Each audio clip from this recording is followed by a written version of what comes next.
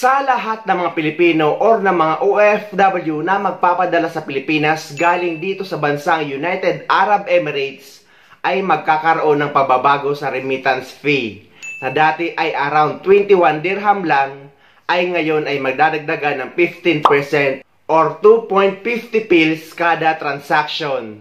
Ngunit ang nasabing dagdag bayad sa remittance fee ay para lamang sa mga magpapadala sa mga remittance center or branches. Kagaya na lang ng kilala dito sa UAE na Al Ansari Exchange. Pero sa mga magpapadala online ayon sa news or sa announcement, kagaya ng bank to bank o remittance app, ay ganun pa din ang charge o remittance charge na 10.50 pils at madalas ay libre pa. Dahil guys, ganun ang madalas kong ginagamit na bank to bank galing sa aking UAE bank papunta sa aking mga Philippine bank account. At ayon sa UAE record, ang Pilipinas or ang mga Pilipino ang isa sa may mga pinakamalaking remittance transaction sa buong United Arab Emirates. Samantala, nakapagtala naman ng all-time high OFW remittance ang Pilipinas na pinapangunahan ng bansang Amerika, Saudi Arabia at ng United Arab Emirates. Muling nakapagtala ang bansa ng all-time high OFW remittances itong 2023. Ayon sa Bangko Sentral ng Pilipinas, bagong record high ang naitala nitong Disyembre na umaabot sa 3.6 billion US dollars.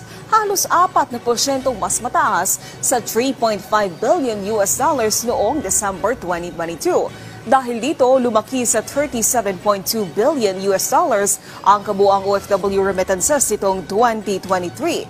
3% na mas mataas sa 36.1 billion US dollars noong 2022. Batay sa datos ng BSP, malaking bahagi ng OFW remittances ay nagmula sa Estados Unidos, Saudi Arabia at UAE. Mahalaga ang papel ng OFW remittances para sa pagpapalago ng ekonomiya ng bansa, lalo't makatutulong ito sa pagpapatatag ng piso kontra dolyar at kahit sa consumer spending.